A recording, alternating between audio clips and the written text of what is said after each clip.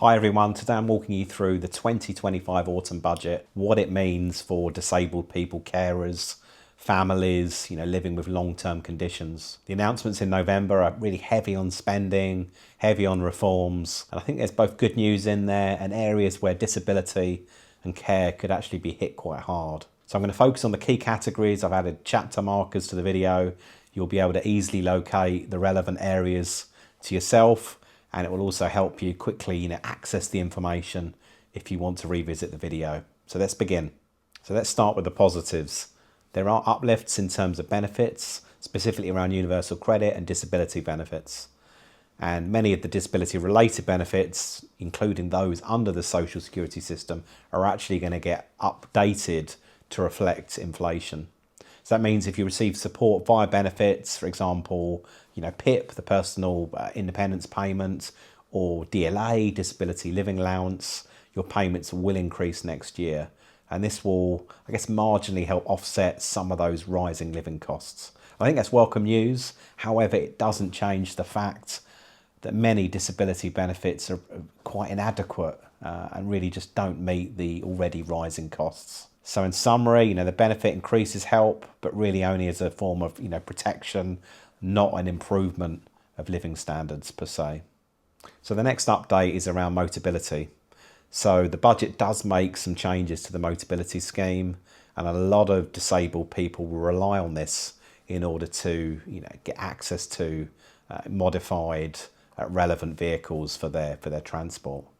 And one of the first changes is around premium or luxury cars, certain high-end models, and these are going to get removed from the scheme. Ourselves as a family, we use the scheme, and I'd say we have a bit more of a middle-of-the-road brand, certainly not yet luxurious. And, even though people accessing those top-tier, models and brands would have to pay, higher upfront costs, I'm still unclear as to how someone can justify their disability, warrants them to have a sports car through this, disability linked scheme. On top of that, the subsidies that were associated with the leases of these cars will be scaled back. So the government plans to, remove, it's about £300 million worth of taxpayer subsidies tied to these vehicles. And the third part to call out is in respect of VAT. So to date, or certainly currently, Motability vehicles and the upfront payment are VAT exempt. But going forward, the government are going to basically bring it in scope of value-added tax. So for example, if you had to make an upfront payment on a vehicle of, currently of £1,000, when that kicks in the 20% VAT, that will be £1,200, £1,200. So there'll be a marked increase there. So what does that mean in a practical sense? If you use Motability, if you access the scheme, getting a vehicle will become more expensive, and also there'll be restrictions on the type of vehicles, the type of brands that you can access. So next we're talking a little bit about WCAs, so work capability assessments, and really the budget is signalling that there's going to be more of these assessments for people on benefits, and ultimately, more frequent reviews for disabled claimants. And, for some, there could be an opportunity there, a chance to secure, increased corrected support, particularly if a condition has worsened or, originally or previously was under-assessed. But alternatively, you could look at it and say, for a lot of disabled people, they're going to find it stressful. It's an intrusive process, in my opinion. It could induce some anxiety. And already, campaigners, people have been lobbying to say, the more frequent assessments are causing an element of distress and uncertainty. So for this one, there's bottlenecks in assessments. They may ease off for some. I think the human cost, the stress, the worry, and the chance of, wrongful reassessments is a credible thing. Hello, I'm Ed, father to Finn, who has significant special needs. This channel covers our journey and provides a parent's perspective on caring for someone with disabilities. Be sure to subscribe and be part of what happens next. So cost of living expenses. So the budget includes measures aimed at easing cost of living pressures for households. For example, the government says from April next year, April 2026, households could save about £150 on energy bills due to some of the changes in the energy bill levies. So, that's particularly relevant for disabled people, those with chronic conditions. You will likely be spending more on heating, might be more in terms of, electricity for, medical equipment. We've got equipment for the bath for our son, his bed as well. There's a few bits and bobs that will, already do add to the bill there, particularly while we're doing like home adaptions as well. But there's a big caveat. So some of the energy efficiency and support schemes, they're actually being wound down.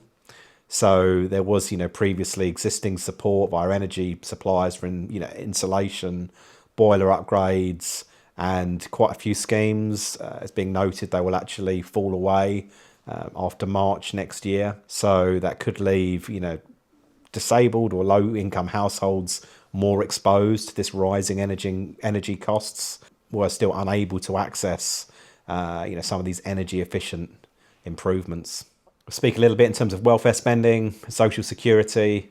So, this November budget has dramatically, increased the overall welfare forecasts. So, spending on public welfare is scheduled to be higher than I think what was originally anticipated.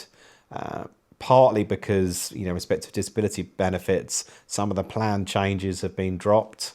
And, scrapping of some of these proposed benefits reform signals, I guess, at least for now, a bit of protection around the existing entitlements. But at the same time, looking from a slightly different lens, the government's emphasising, crackdown on benefit fraud, error, and that in turn, even for the most, genuine of people, could see and observe, slightly more aggressive monitoring, audits, stricter assessments. And, a lot of disability advocacy groups, fear this could lead to incorrect claims being challenged, genuine claimants actually being penalised. So whilst the spending forecast is up, benefits remain indexed. In this current environment, things could become a bit more adversarial.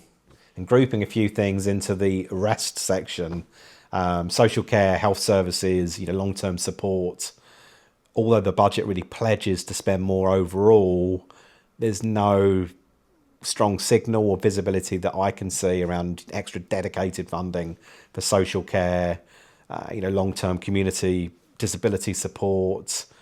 It's not publicly really being, stated. It's not explicit enough. Given that a lot of disabled people will rely on social care services, home care, rehabilitation, mobility support. To me, this lack of clear additional funding is a real concern. And what welfare spending in the budget refers to is particularly broad, and how much actually ends up funding social care, home adaptations, and community support really remains to be seen. So let's talk about what it means for you, and what to look out for. So if you rely on benefits, PIP, DLA, universal credit, expect a modest increase in line with inflation.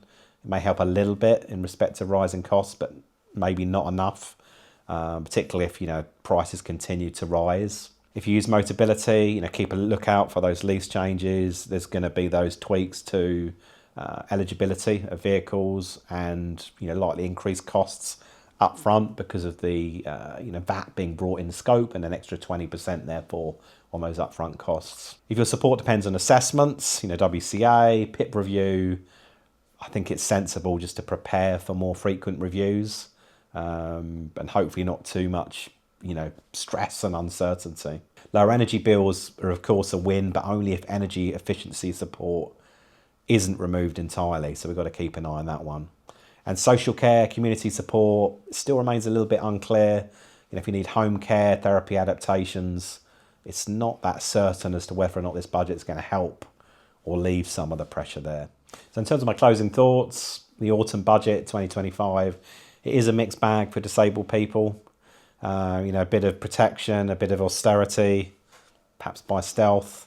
On paper, the benefit uprating, energy savings, lifting of the 2-child benefit cap, to some, positives. But then there's changes to Motability, the increased frequency of assessments, some vagueness around the commitments to social care, So I think, you know, it's probably wise and sensible to remain a little bit on guard to see what happens next. You know, if you know someone or yourself, you're relying on disability support, I think it's time to stay alert, you know, review your benefits, you know, understand how those reassessments may affect you, and just budget carefully for possible changes. So hopefully this has been a useful video and you've liked the breakdown of the budget. Obviously these are just my opinions, so, you know, absorb the information for yourself and, you know, draw the appropriate conclusions. Hopefully what I've given here is a bit of food for thought. Please hit subscribe, leave a comment below with how the budget, you know, may affect you or how you think it may affect you. You know, I'd love to hear about your experiences and, you know, how some of these changes may apply in real life. Until next time, I'll see you on the next video. Thanks very much for watching.